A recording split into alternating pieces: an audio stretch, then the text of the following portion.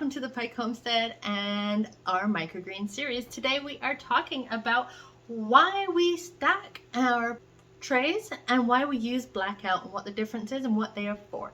So come along while I just show you what those are. So once you have seeded all your trays and you've decided whether they are going to be on the top of the soil or under the soil, you are going to stack them.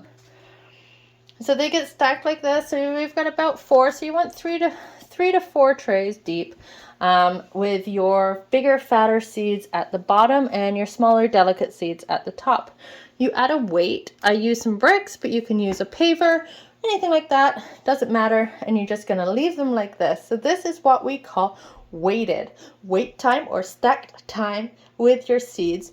This is to mimic growing in the dirt. So instead of soil where it's compacted and you're going to see the seeds push through that soil, we are going to mimic that by stacking and adding the weight. This gives them the illusion that they are underground and they have something to push against. They know which way is up. So they are going to push. And as time goes on over the next 3 to 4 days, you're going to start seeing these trays lift up from all those seeds underneath. Once you can start to see your seeds popping out from underneath, that is time to undo the stacking. Now, all seeds, if stacked, will have stronger roots and be more uniform in their growing. Whereas if you don't stack them and just leave your trays on the top, then the uniformity of the growing can be less germinated and also more patchy. So definitely suggest doing this every time. So once they are done with the stacking and the weighted time, they are going to move into either coming up and just being put under light so that they can be green and start growing, or they are going to be domed like this so that they can grow taller. Now, this is what we call blackout.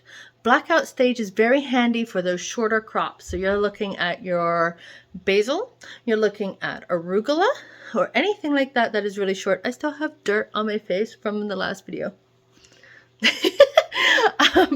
So we use the blackout for that purpose, to lengthen them, because they will keep growing taller until they see light. So you're going to black them out by just putting a tray like this upside down on top of your sprouts.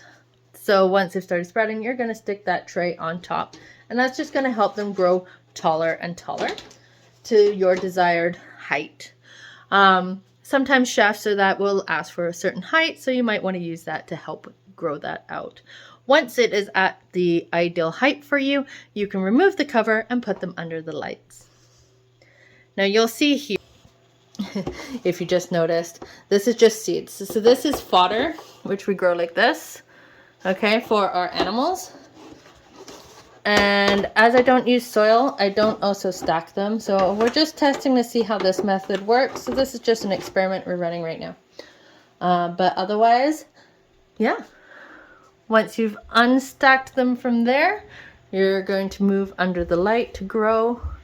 And then if you need them taller, you're going to use the blackout for that reason. So yeah, so I hope that explained the difference of why we use blackout versus stacking or weighted, and the different terms that we use in microgreens, so you know what they are for. Tune in next week for our video on when to put your microgreens under the light. So we'll talk about more when those are ready to go under the light, and why we are deciding to move them to the light, and why we might be wanting to use the blackout at that time. So we'll see you in the next video, which you can click right here if it's ready to go. All right, see you in the next one, guys. Bye.